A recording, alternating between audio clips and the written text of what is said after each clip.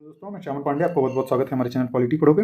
जैसा कि आपको पता है, इस टाइम पे हम अपने चैनल पे लेक्चर्स देख रहे हैं और वो भी एमसीक्यूज़ को कंटिन्यू कर रहे हैं। लेक्चर्स जो सीरीज हैं, जो इंडियन पॉलिटी के सारे टॉपिक्स हैं, उसका हम बाद में देखेंगे। पहले हम एमसीक्यू कंप्लीट कर रहे हैं। इंग्लिश मीडियम में हमने एमसीक्यूज़ काफ़ी हद तक कर लिए हैं। अभी हम हिंदी मीडियम के जो एमसीक्यूज़ हैं उसको देख रहे हैं। जो भी यूपी पीसीएस या यूपीएससी में या बिहार पीसीएस के एग्जाम्स में या उत्तराखंड के पीसीएस एग्जाम्स में क्वेश्चन पूछे गए हैं, उनको हम इस टाइम पर सॉल्व कर रहे हैं। पॉलिटी के जो भी क्वेश्चन हैं, हम इसलिए पहले सॉल्व कर रहे हैं जिससे कि जब हम बाद में सारे लेक्चर्स लें तो आपके पास रेडीमेड जो है क्वेश्चन अवेलेबल रहें और उन क्वेश्चन को आप जो है आराम से इजीली सॉल्व कर पाएँ, जिससे कि आपका एक्सरसाइज अच्छा हो जाएगा। तो अभी तक हमने बेसिक में स्टार्टिंग के जो है प्रियम्बल का क्वेश्चन देख लिया है। बाकी जिसे हम हिंदी में उद्देशिका या प्रस्तावना भी कहते हैं। उसके बाद हमने संघ और संघ राज्य क्षेत्र से रिलेटेड एमसीक्यू देखा है। उसके बाद हमने नागरिकता यानी कि जो सिटीजनशिप का कॉन्सेप्ट है उससे रिलेटेड एमसीक्यू करा है। उसके बाद हमने 2 लेक्चर मतलब एक लेक्चर भी लिया है फंडामेंटल राइट पे, और ये आज जो है दूसरा लेक्चर रहेगा। फंडामेंटल राइट का जो एमसीक्यूज़ है उसका पार्ट 2 रहेगा। तो चलिए बिना लेट किए हुए क्वेश्चन देखते हैं। तो पहला क्वेश्चन है, जो बोले तो सीरीज़ में जो है 61वां क्वेश्चन है। तो भारत के सर्वोच्च न्यायालय ने संविधान की मूल संरचना का सिद्धांत यानी कि जो बुनियादी ढांचा सिद्धांत था, जिसे हम बेसिक स्ट्रक्चर डॉक्ट्रिन कहते हैं, उसका प्रतिपादन निम्नलिखित में से किस मुकदमे में किया था। तो इसका जो बेसिक स्ट्रक्चर का जो प्रतिपादन किया गया था वो केशवानंद भारती बनाम केरल राज्य में किया गया था। तो जो ये केशवानंद भारती बनाम केरल राज्य का जो केस था 1973 में आया था, इस बात में डिसाइड किया गया था और भारत के सर्वोच्च न्यायालय द्वारा जो है संविधान की मूल संरचना, जिसे बुनियादी ढांचा का सिद्धांत बोलते हैं, उसका प्रतिपादन किया था। और उसके बाद इसका जो अनुमोदन किया गया था वो मिनर्वा मिल्स जो 1980 का केस था, उसमें जो है इसका अनुमोदन किया गया था। जब आपको प्रतिपादन पूछे कि जो मूल ढांचा सिद्धांत है, मूल संरचना का सिद्धांत, उसका प्रतिपादन केशवानंद भारती बनाम केरल राज्य वाले केस में हुआ था, जो कि 1973 में हुआ था। लेकिन जब उसका पूछे कि अनुमोदन किस केस में हुआ था, तो उसका आंसर मिनर्वा मिल्स 1980 का केस हो जाएगा। अगला क्वेश्चन देखते हैं। क्वेश्चन नंबर 62 है, निम्नलिखित में से किस वाद में भारतीय संविधान के मूल संरचना के सिद्धांत का रूपरेखा प्रतिपादित की थी। तो सेम क्वेश्चन है, बस थोड़ा दूसरे तरीके से घुमा के पूछा है। इसका आंसर भी हो जाएगा केशवानंद भारती बनाम केरल राज्य। अगला क्वेश्चन देखते हैं। क्वेश्चन नंबर 63वां है, संपत्ति का अधिकार है। तो पूछना चाह रहा है जो संपत्ति का अधिकार है वो किस तरीके का अधिकार है, क्योंकि ये पहले फंडामेंटल राइट हुआ करता था, लेकिन बाद में चूंकि 44वां जो संविधान संशोधन हुआ था उसके माध्यम से 1978 में इसको हटा करके 300 का में जो है आर्टिकल 300 जो ए है उसमें रख दिया गया था। तो पहले ये जो है मौलिक अधिकार हुआ करता था, लेकिन अब जो ये मौलिक अधिकार जो है 1978 के बाद से नहीं है। इस टाइम पर अब इसका जो अधिकार का जो एक स्वरूप है वो संवैधानिक अधिकार है, क्योंकि आर्टिकल 300 ए में आता है, 300 का में। तो ये जो हो जाएगा ये संवैधानिक अधिकार हो जाएगा। अगला क्वेश्चन देखते हैं। क्वेश्चन नंबर 64वां है, निम्नलिखित में से किसके द्वारा संपत्ति के मूल अधिकार का लोप किया गया था। तो इसमें जो है वो आपसे जो संविधान का संशोधन है वो पूछना चाह रहा है कि किस अमेंडमेंट के थ्रू जो है जो संपत्ति का मूल अधिकार था उसको हटाया गया या उसका लोप किया गया था। तो जैसा मैंने बताया कि जो 44वां संविधान संशोधन था उसके द्वारा ये किया गया था 1978 में। तो इसका जो आंसर हो जाएगा 44वां संविधान संशोधन अधिनियम हो जाएगा। ये इसका आंसर हो जाएगा सी। 44th कॉन्स्टिट्यूशनल अमेंडमेंट एक्ट के तहत जो है 1978 में जो एज ए फंडामेंटल राइट हुआ करता था, राइट टू प्रॉपर्टी, उसको हटा करके अब कॉन्स्टिट्यूशनल राइट यानी कि संवैधानिक जो है अधिकार के रूप में आर्टिकल 300 ए में रखा गया है। अगला है 65वां क्वेश्चन है, संपत्ति के मौलिक अधिकार को कब समाप्त किया गया था। तो सेम क्वेश्चन है, बस दूसरे तरीके से घुमा के पूछ रहा है। तो इसका जो आंसर हो जाएगा 1978 में संविधान के 44वें संशोधन के द्वारा। अगला क्वेश्चन है 66वां, किस संविधान के संशोधन द्वारा संपत्ति का अधिकार का जो है उसको समाप्त किया गया था। तो जो संपत्ति का अधिकार है उसको समाप्त करने का मतलब है कि उसको फंडामेंटल राइट से जो है हटा करके जो है कॉन्स्टिट्यूशनल राइट बनाया गया था। ये क्वेश्चन पूछना चाह रहा है। तो इसका जो आंसर हो जाएगा वो बी हो जाएगा, यानी कि 44वें संविधान संशोधन के तहत। आप देख रहे होंगे कि सेम क्वेश्चन को कितने तरीके से घुमा के पूछा जा रहा है। आपको इस तरीके से भी पूछा गया है, फिर बाद में ये पैटर्न पे पूछा गया है, और इस तरीके से केवल संविधान का जो संशोधन है उस पर भी डायरेक्टली पूछा है उन्होंने। अगला क्वेश्चन है कि भारतीय संविधान के 44वें संशोधन के मौलिक अधिकारों की श्रेणी से निम्नलिखित में से किस अधिकार को हटा दिया गया था। तो अभी उस संपत्ति का जो अधिकार क्वेश्चन है उसको थोड़ा और दूसरे तरीके से घुमा कर पूछना चाह रहा है। क्वेश्चन सेम है, बस उसका जो तरीका है पूछने का वो अलग हो जा रहा है। तो ये इसका आंसर हो जाएगा संपत्ति का अधिकार। सारे जो इसके पहले हमने क्वेश्चन देखे सेम पैटर्न पे रिलेटेड है, बस जो है तरीका थोड़ा थोड़ा ये चेंज कर दे रहे हैं।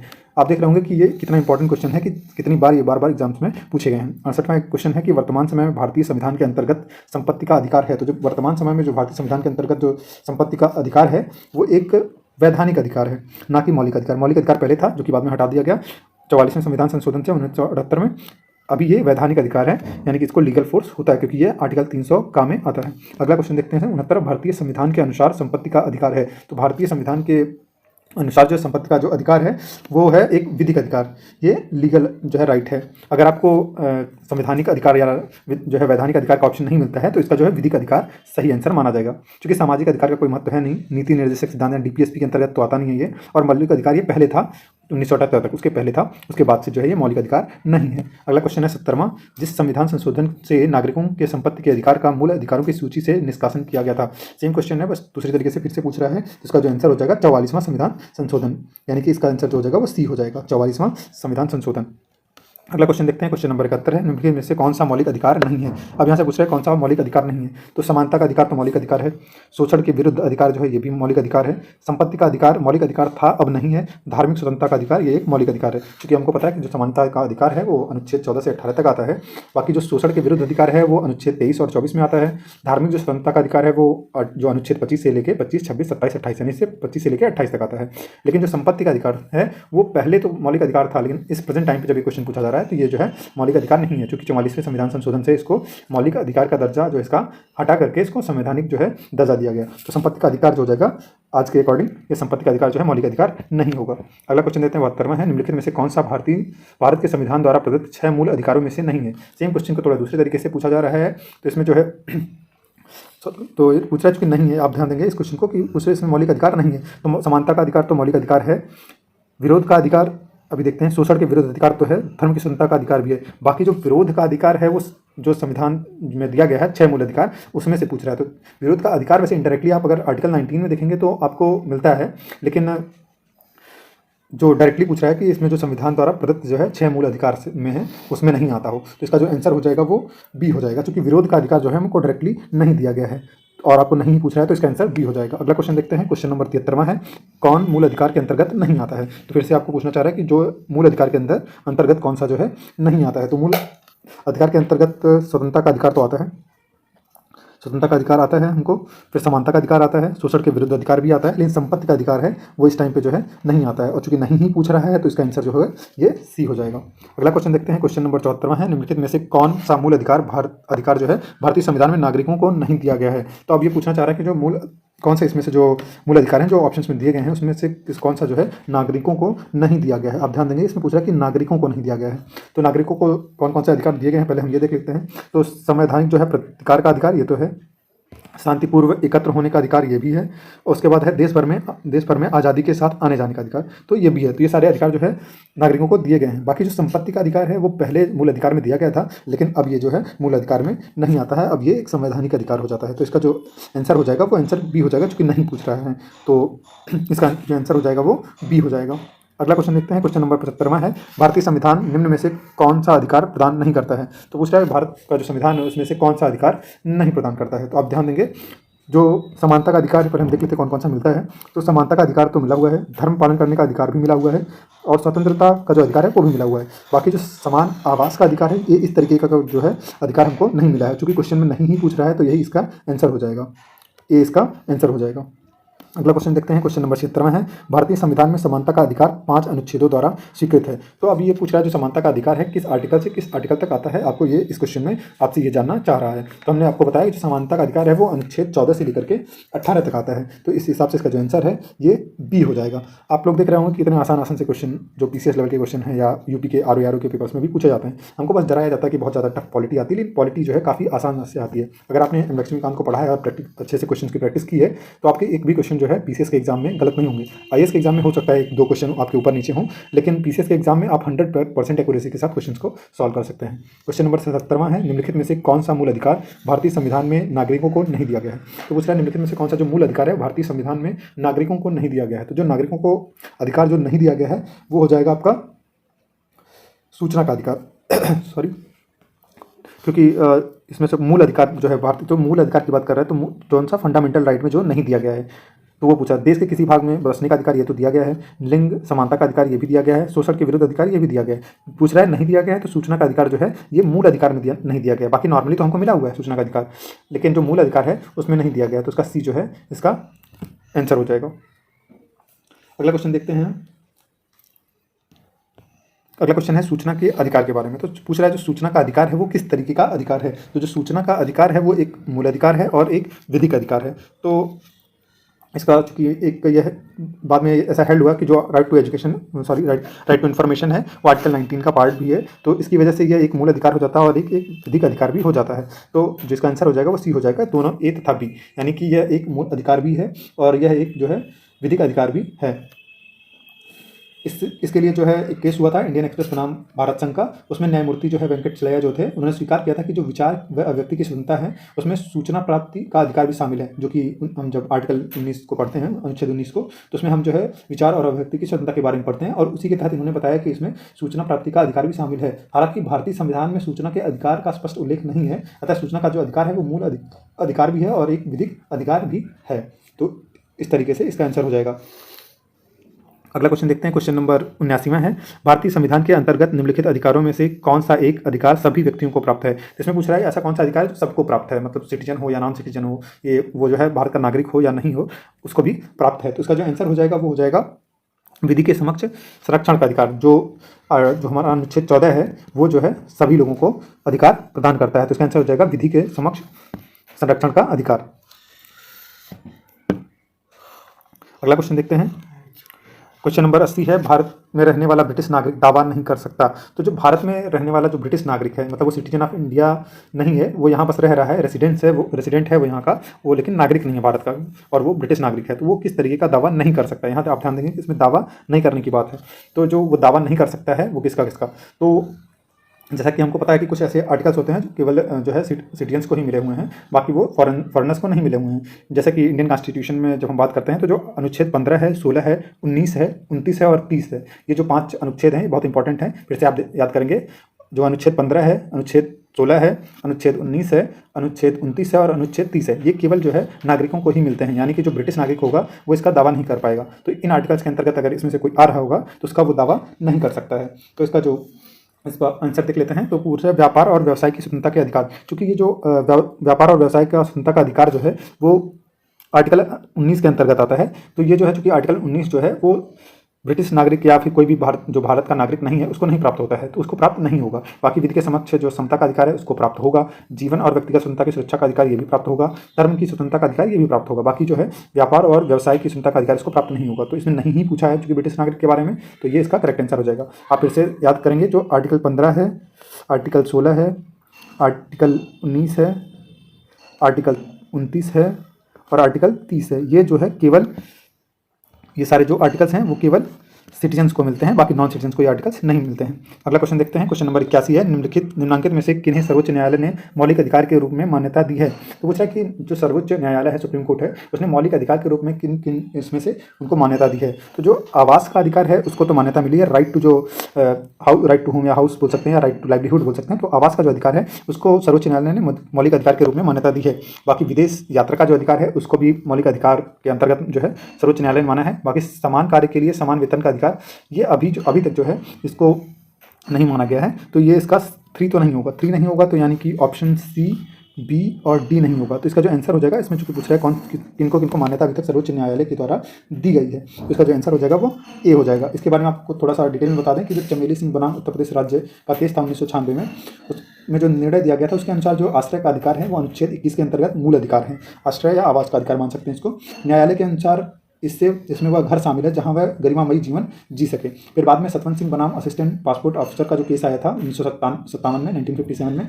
उसमें जो निर्णय दिया गया था उसके अनुसार विदेश यात्रा का जो अधिकार है वो अनुच्छेद 21 के अंतर्गत मूल अधिकार माना जाता है। फिर उसके बाद जो रणधीर सिंह बनाम भारत संघ का केस आया 1982 में, उसमें जो निर्णय दिया गया उसमें जो है समान कार्य के लिए समान वेतन का अधिकार मूल अधिकार नहीं माना गया, उसको बस एक संवैधानिक जो है लक्ष्य माना गया है। तो इस हिसाब से जो है तीसरा तो नहीं होगा, तीसरा नहीं होगा, पहला और दूसरा होगा। आप केसेस याद रखेंगे कि जो आवास का अधिकार है उससे रिलेटेड जो केस है वो चमेली सिंह बनाम उत्तर प्रदेश राज्य 1996 है। और बाकी जो विदेश यात्रा का अधिकार को जो है संवैधानिक मौलिक अधिकार माना जो है सर्वोच्च न्यायालय ने, उससे रिलेटेड जो केस है वो सतवंत सिंह बनाम assistant passport officer new Delhi है 1957 में जो केस आया था। बाकी समान कार्य के लिए समान वेतन का जो अधिकार है उससे रिलेटेड जो केस लॉज है वो है रणधीर सिंह बनाम भारत संघ 1982 में जो आया। लेकिन इसमें जो है समान कार्य के लिए समान वेतन को जो है फंडामेंटल राइट यानी कि मौलिक अधिकार नहीं स्वीकार किया गया है। अगला क्वेश्चन देखते हैं। क्वेश्चन नंबर 82 है, निम्नलिखित वक्तव्यों पर ध्यान देना है। किसी को राष्ट्रगीत गाने के लिए बाध्य नहीं किया जा सकता क्योंकि, ये आईएएस का क्वेश्चन है 1996 में इसको पूछा गया है, 1996 के प्री में आईएएस में। तो इसमें पूछ रहा है किसी को राष्ट्रगान गाने के लिए बाध्य नहीं किया जा सकता। बाकी 3 जो है इसमें से आपको ऑप्शन दिए हैं, पूछ रहा है कि कौन सा इसमें से रीजन इसका हो सकता है। तो इसका जो हम देखेंगे, क्योंकि बोल रहा है कि इससे वाक स्वतंत्र और व्यक्ति स्वतंत्रता के अधिकार का उल्लंघन होगा। तो सही बात है, अगर आप कोई राष्ट्रगान जो है, राष्ट्रगीत जो है या राष्ट्रगान है, उसको गा नहीं रहा है तो उसके लिए बात नहीं कर सकते, क्योंकि जो उसकी वाक स्वतंत्रता का अधिकार है या व्यक्ति की स्वतंत्रता का अधिकार है उसका उल्लंघन हो जाएगा, जो कि आर्टिकल 19 में आपको प्राप्त है। इसे अंतःकरण और धर्म की अबाध रूप में से आचरण और प्रचार करने के लिए स्वतंत्रता के अधिकार का उल्लंघन होगा। ये भी बात सही है। अगला जो कह रहा है कि राष्ट्रगीत गाने के लिए किसी को बाध्य करने वाला कोई विधिक उपबंध नहीं है, तो ये भी बात सही है। किसी तरीके का अलग से कोई लॉ नहीं है कि अगर राष्ट्रगीत चल रहा है या राष्ट्रगान चल रहा है तो आपको गाना ही है। आप केवल उसकी रिस्पेक्ट में खड़े हो सकते हैं। ये जो है एक सम्मान देना हो जाएगा, जो कि इंपॉर्टेंट भी, अगर आप जो है भारत के सिटीजन हैं या फिर आप किसी भी जो है स्टेट को उसकी सोवर्निटी को एक्सेप्ट करते हैं। तो इसका जो आंसर हो जाएगा वो सी हो जाएगा, कि जो इसके 1, 2 और 3 जो है ये तीनों सही इसके ऑप्शंस हो जाएंगे। अगला क्वेश्चन देखते हैं। क्वेश्चन नंबर 83 है, निम्नलिखित में से कौन सा मूल अधिकार विदेशी नागरिकों को प्राप्त नहीं है। फिर यहाँ पे आपको पूछ रहा है कि जो कौन सा इसमें से अधिकार है जो विदेशी नागरिकों को नहीं प्राप्त है। मैंने आपको अभी थोड़ी देर पहले ही बताया था कि वो आर्टिकल 15 है, 16 है, 19 है, 29 है, 29 और 30 है। ये जो है सबको प्राप्त नहीं होता है, ये केवल जो है सिटीजन्स को मिले हुए हैं। तो इसमें पूछ रहा है, अगर आप फिर आप देखें अगर इसमें से 15, 16, 19, 29 और 30 में से अगर कोई सा आर्टिकल है वो जो है विदेशी नागरिकों को प्राप्त नहीं होगा। तो विधि के जो है समानता यानी कि आर्टिकल 14 वो तो सबको प्राप्त होता है, तो सही बात है, ये जो है वो विदेशी नागरिकों को भी मिलता है। तो यहाँ पे ये तो नहीं हो सकता है। फिर कह रहा है अभिव्यक्ति की स्वतंत्रता का अधिकार, क्योंकि अभिव्यक्ति की जो स्वतंत्रता का अधिकार है वो आर्टिकल 19 के अंतर्गत आता है, तो यही जो है नहीं होगा। तो इसका जो सही आंसर हो जाएगा, यहाँ नहीं पूछ रहा है तो इसका सही आंसर भी हो जाएगा। बाकी प्राण एवं दैहिक स्वतंत्रता का अधिकार जो है वो आर्टिकल 21 के अंतर्गत आएगा, तो जो है नागरिक हो चाहे नागरिक ना हो इंडिया का, उसको भी प्राप्त है। बाकी शोषण के विरुद्ध अधिकार ये भी जो है सबको प्राप्त होता है। अगला क्वेश्चन देखते हैं। क्वेश्चन नंबर 84 है, निम्नलिखित में से भारत के संविधान का कौन सा अनुच्छेद कानून के समक्ष समानता से संबंधित है। तो सिंपल सा आपको क्वेश्चन पूछ रहा है कि जो कानून के समक्ष समानता का जो अधिकार है वो कौन से आर्टिकल में दिया गया है। तो ये सीधे सीधे इसका आंसर हो जाएगा अनुच्छेद 14। अनुच्छेद 14 में है right to equality, rule of law की बात की गई है। अगला क्वेश्चन देखते हैं। आपको हम जब ये क्वेश्चन जिसके लेक्चर्स देंगे फंडामेंटल राइट्स के, तो आपको डिटेल में बताएंगे कि रूल ऑफ लॉ क्या है, रूल ऑफ जो लॉ कहाँ से आया है, बाकी equality before law, equal protection of law, ये सारे कॉन्सेप्ट्स कैसे हैं और इन दोनों में बेसिक डिफरेंस क्या है। फिलहाल हम क्वेश्चन को डील कर रहे हैं, तो अगला क्वेश्चन देखते हैं। क्वेश्चन नंबर 85 है कि निम्नलिखित अधिकारों में से कौन सा अधिकार भारत में सभी व्यक्तियों को उपलब्ध नहीं है। तो बोला है भारत में जितने सभी व्यक्ति हैं उसको उपलब्ध नहीं है। ऐसे कौन कौन से अधिकार हैं, तो इसमें जो कूट दिया गया है उसके अकॉर्डिंग आपको जो है आंसर बताना है। तो चूंकि ये पूछ रहा है कि निम्नलिखित अधिकार में से कौन सा अधिकार भारत में सभी व्यक्तियों को उपलब्ध नहीं है, तो सभी व्यक्तियों को जो उपलब्ध है तो वो जो आर्टिकल 15 है, 16 है, 19 है, 29 है और 30 है, ये केवल सिटीजन्स को मिला है। बाकी अगर सभी व्यक्तियों की बात करी जाए तो इन आर्टिकल्स को छोड़ के और जो सारे आर्टिकल्स हैं वो सभी को मिले हुए हैं। तो आप देख सकते हैं कि कौन कौन सा आर्टिकल का जो है आंसर हो सकता है। तो विधि के समक्ष जो है पूछ रहा है समानता का अधिकार। तो जो विधि के समक्ष जो समानता का मौलिक अधिकार है भारत में नागरिकों सहित सभी व्यक्तियों को उपलब्ध है, जबकि प्रश्नगत जो है अन्य जो अधिकार हैं वो केवल नागरिकों को ही उपलब्ध। इसमें से फिर से देख लेते हैं हम एक बार को। ये पूछ रहा है कि इसमें से कौन सा नहीं है, तो नहीं का पूछ रहा है, तो भेदभाव के विरुद्ध अधिकार, तो ये तो है। फिर बोला है विधिक के जो समक्ष है समानता का अधिकार, ये है देश भर में स्वतंत्र भ्रमण और स्वतंत्रता का अधिकार। तो ये जो है देश भर में स्वतंत्र जो भ्रमण करने का अधिकार है, ये अगर भारत में जो व्यक्ति हैं, अगर बाई चांस हो सकता है फॉरेनर भी हो सकता है, तो उसको ये तो नहीं मिलेगा। बाकी चुनाव लड़ने का अधिकार ये भी जो है नहीं मिलेगा। तो इसका जो पूछ रहा है नहीं है पूछ रहा है। फिलहाल ये क्वेश्चन थोड़ा सा इसमें कुछ ऑप्शन जो है गड़बड़ नज़र आ रहे हैं, इसको हम बाद में फिर से देखेंगे। क्योंकि पूछ रहा है कि जो निम्नांकित अधिकार हैं उसमें से कौन सा अधिकार भारत के सभी व्यक्तियों को उपलब्ध नहीं है। तो भारत के सभी व्यक्तियों को जो उपलब्ध नहीं है वो कौन कौन सा हो जाएगा।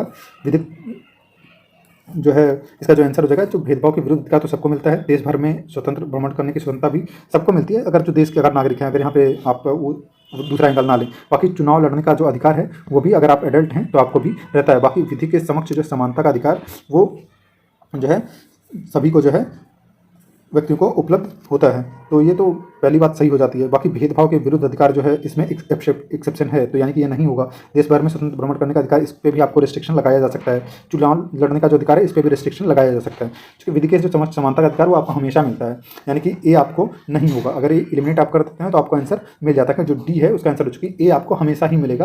आपका जो विधि के समानता का अधिकार है वो आपका नहीं छीना जा सकता। बाकी भेदभाव के जो विरुद्ध अधिकार है उसमें कोई एक्सेप्शन है, तो इसकी वजह से वो उसको छीना जा सकता है किसी पर्टिकुलर केस में। देश भर में स्वतंत्र भ्रमण करने की जो स्वतंत्रता है उसको भी छीना जा सकता है। चुनाव लड़ने का अधिकार है वो भी अगर आप किसी पर्टिकुलर लॉ के अंतर्गत बाध्य हैं तो उसको भी छीना जा सकता है। तो इस हिसाब से चूंकि नहीं पूछ रहा है तो इसका आंसर डी हो जाएगा। बाकी जो ए है विधि के समक्ष समानता का अधिकार वो आपको हमेशा ही प्राप्त होगा। अगला क्वेश्चन देखते हैं। क्वेश्चन नंबर 86 है, भारतीय संविधान द्वारा प्रदत्त निम्न में से कौन सा अधिकार गैर नागरिकों को भी उपलब्ध है। इसमें से पूछ रहा है कि जो गैर नागरिक हैं, भारत के नागरिक नहीं हैं, उनको भी उपलब्ध है, ऐसा कौन सा अधिकार है।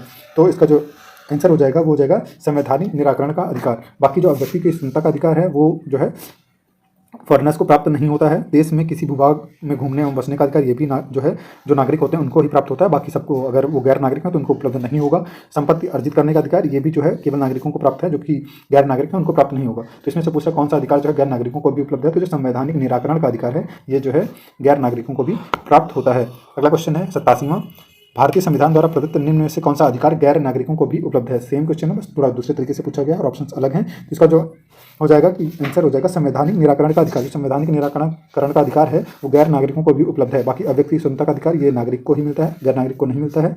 देश के किसी भूभाग में घूमने और बसने की स्वतंत्रता ये भी केवल नागरिकों को मिलता है, क्योंकि आर्टिकल 19 के अंतर्गत आता है। और आर्टिकल 19 जो होता है वो केवल सिटीजन्स को मिला है, नॉन सिटीजन्स को नहीं मिलता है।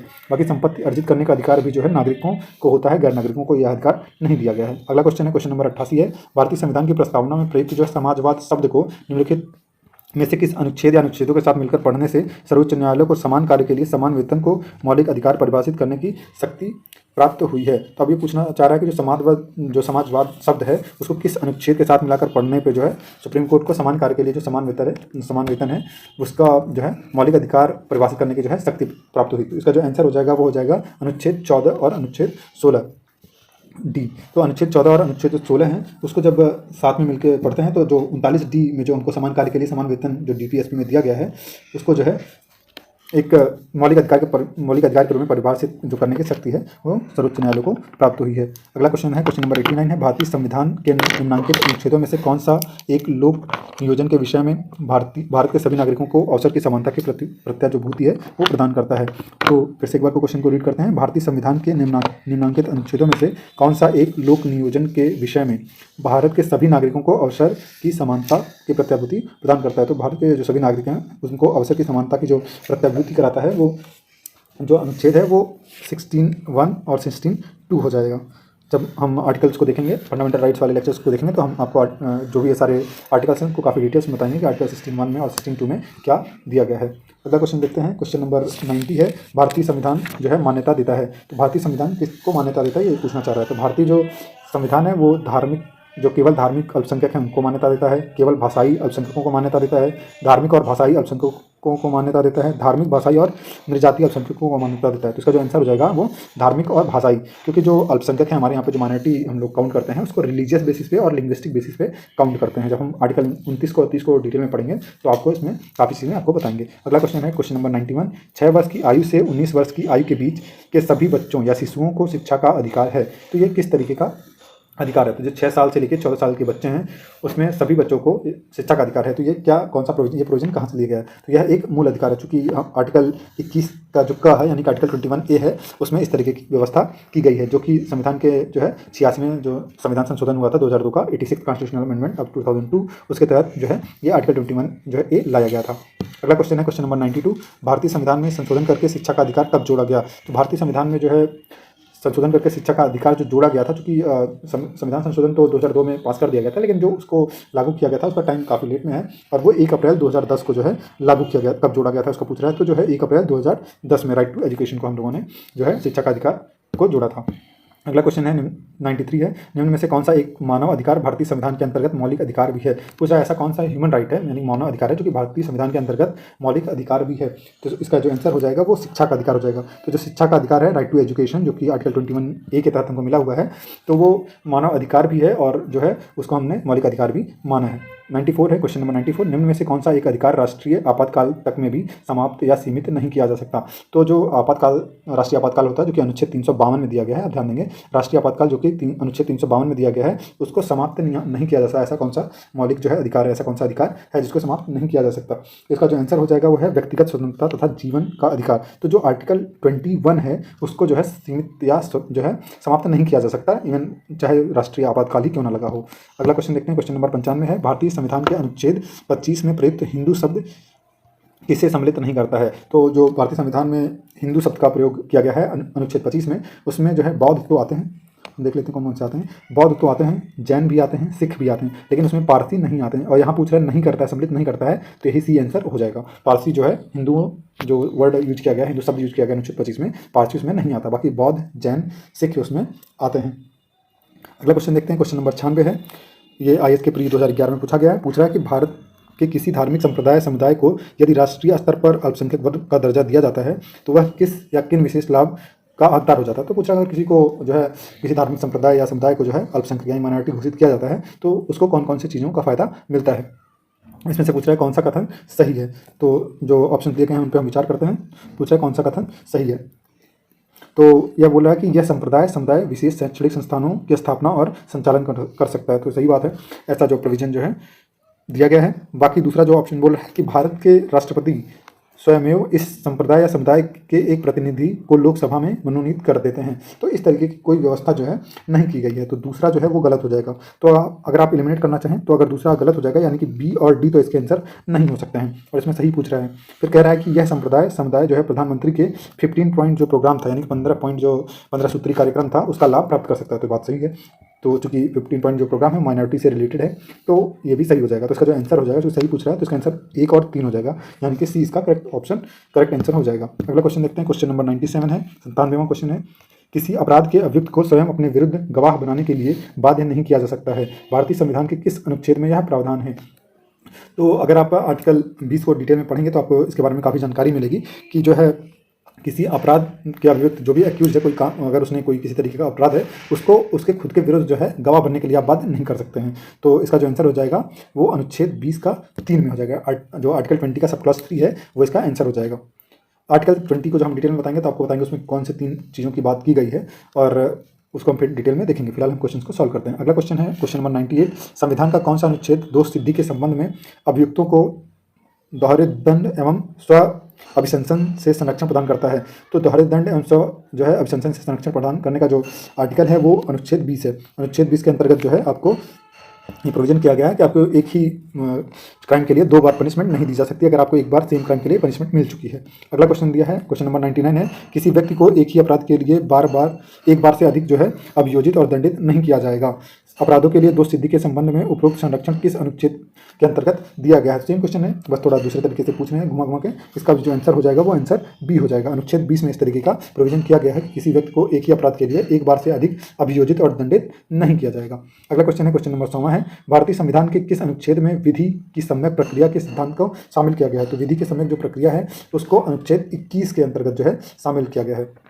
अगला क्वेश्चन देखते हैं क्वेश्चन नंबर 101 है। बंदी बनाए गए व्यक्ति के मौलिक अधिकारों की जो रक्षा है किस अनुच्छेद से प्रदत्त है। तो जो बंदी बनाए गए व्यक्ति के मौलिक अधिकारों की रक्षा है वो जो है अनुच्छेद 22 जो है जो अनुच्छेद 22 है उसके द्वारा जो है दिया गया है प्रदत्त किया गया है। अगला क्वेश्चन है क्वेश्चन नंबर 102 है। प्रत्यक्ष बंदी जो करण है अधिनियम के अंतर्गत एक व्यक्ति बिना मुकदमा चलाए बंदी बनाया जा सकता है। तो जो प्रत्यक्ष बंदीकरण अधिनियम है उसके अंतर्गत एक व्यक्ति को बिना जो है मुकदमा चलाए कितने टाइम के लिए आप जो है बंदी बना सकते हैं ये पूछ रहा है। तो इसका जो आंसर हो जाएगा वो 3 माह हो जाएगा। तो 3 माह के लिए जो है जो प्रत्यक्ष बंदीकरण अधिनियम है उसके तहत जो है बिना मुकदमा चलाए आप 3 माह तक के लिए डिटेन जो है कर सकते हैं। अगला क्वेश्चन है क्वेश्चन नंबर 103। निम्नलिखित में से किसी एक प्रलेख को किसी व्यक्ति की स्वतंत्रता का महानतम रक्षक माना जा सकता है। तो जो है स्वतंत्रता व्यक्ति की जो स्वतंत्रता को महानतम रक्षक की बात करी जाती है इसका जो आंसर हो जाता है वो बंदी प्रत्यक्षीकरण जो आपको जब हम रेट पढ़ाएंगे अनुच्छेद 32 जो है जिसमें रिट्स की बात करी गई है और उसमें जो है 5 तरीके की रिट्स की बात करी जाती है। तो उसके डिटेल में हम देखेंगे कि ये सारे जो रिट्स हैं चाहे वो बंदी प्रत्यक्षीकरण हो, प्रतिषेध हो, प्रेरण हो या परमादेश हो उसमें क्या बात होती है। फिलहाल इसका जो आंसर हो जाएगा तो बंदी प्रत्यक्षीकरण हो जाएगा क्योंकि बंदी प्रत्यक्षीकरण के तहत ही जो है किसी व्यक्ति की स्वतंत्रता का जो है महानतम रक्षक इसको माना जाता है और इसको हिंदी में हैबियस कॉर्पस का रिट कहते हैं जो कि आर्टिकल 32 में सुप्रीम कोर्ट जारी कर सकता है। अगला क्वेश्चन है 104। बंधुआ मजदूर उन्मूलन अधिनियम संसद ने पारित किया था। तो बंधुआ मजदूर उन्मूलन जो अधिनियम है संसद ने कब पारित किया था। इसका आंसर हो जाएगा 1976 में 1976 में ये पारित किया गया था। अगला क्वेश्चन देखते हैं क्वेश्चन नंबर 105 है। जोखिम भरे उद्योगों में बाल श्रम का उपयोग जो है उसको निषिद्ध किया गया था। ये कब किया गया था ये पूछना चाह रहा है। तो भारत के संविधान द्वारा तो बात सही है। भारत के संविधान में इस तरीके की जो है व्यवस्था की गई है और ये जो है अनुच्छेद 24 में आता है। बाकी 10 दिसंबर 1996 के सर्वोच्च न्यायालय के निर्णय के द्वारा ये भी सही है। संयुक्त राष्ट्र के चार्टर के द्वारा तो ये भी सही। तो इसका जो आंसर हो जाएगा वो उपयुक्त सभी हो जाएगा। अगला क्वेश्चन देखते हैं क्वेश्चन नंबर 106 है। आपको डैश दिया हुआ है, आपको फिर इन द ब्लैंक्स पढ़ना है और पूछ रहा है कि बिना कर्तव्य के उसी प्रकार है जैसे मनुष्य बिना परछाई के। तो यहाँ पे आपको भरना है कि यहाँ पे विश्वास होगा, अधिकार होगा, नैतिकता होगा या कार्य होगा। तो इसका जो आंसर हो जाएगा वो है अधिकार हो जाएगा। अधिकार जो है बिना कर्तव्य के उसी प्रकार है जैसे मनुष्य बिना परछाई के। ये एक फिलोसफिकल क्वेश्चन भी हो गया। तो इस तरीके से जो है सारे फंडामेंटल राइट्स के क्वेश्चन रहे हैं। तो फंडामेंटल राइट्स के जितने क्वेश्चन रहे हैं मोस्टली इंपॉर्टेंट जो रहे हैं उसको हमने कंप्लीट कर लिया है। बाकी जो क्वेश्चन कुछ और छूट भी रहे हैं या फिर इस तरीके के क्वेश्चन जो और ज़्यादा इंपॉर्टेंट है तो उसको हमने इंग्लिश वाला जो MCQ लेक्चर्स है उसमें कवर कर लिया। तो आप इंग्लिश वाला जो MCQ लेक्चर है वहाँ पे जाकर के और सारे जो फंडामेंटल राइट्स से रिलेटेड क्वेश्चन हैं उसको आप वहाँ पे देख सकते हैं। आप भले किसी भी मीडियम के हों, चाहे हिंदी मीडियम के हो, इंग्लिश मीडियम के, MCQ लेक्चर आप दोनों मीडियम्स के ही देखें तभी आपको काफ़ी बेनिफिट मिलेगा। जो क्वेश्चन यहाँ छूट जाते हैं वो क्वेश्चन वहाँ सॉल्व हो जाते हैं, जो क्वेश्चन वहाँ छूट गए हैं वो यहाँ पे सॉल्व हो जाते हैं। इससे काफ़ी आपको ढेर सारे जो है MCQ का कलेक्शन मिल जाएगा और आपको रिवीजन करने में आसानी होगी। और आपको बता दें कि हमने संविधान के लिए एक मैराथन लिया है 85 मिनट्स का, उसको जरूर देखें। आपको उससे जो भी इंडिया के संविधान का जो पार्ट्स हैं, भाग हैं और जो अनुच्छेद हैं उसको आपको आसानी होगी उसको याद करने में। उसके बाद हमने जो है और सारे जो है लेक्चर्स लिए हैं उसको आप जरूर देखें। हमने शेड्यूल ऑफ इंडियन कॉन्स्टिट्यूशन यानी कि जो अनुच्छेद हैं उन पे जो शेड्यूल ऑफ इंडियन कॉन्स्टिट्यूशन यानी कि जो है सूचियाँ हैं संविधान में उस पर हमने लेक्चर लिया है, वो 15 मिनट का है, उसको जरूर देखें। आपको 15 मिनट में सारी जो सूचियों में डिटेल दी गई है आराम से उसको आप याद कर पाएंगे। तो लेक्चर को खत्म करने से पहले आपको बोल दूं, अगर आपने चैनल को सब्सक्राइब नहीं किया है तो कृपया करके चैनल को सब्सक्राइब कर लीजिए। इससे आपको आगे इन्फॉर्मेटिव वीडियोज और लेक्चर्स मिलते रहेंगे। Thank you so much. Please like and share the videos and subscribe my channel polity पढ़ो। बहुत बहुत धन्यवाद। Have a nice day.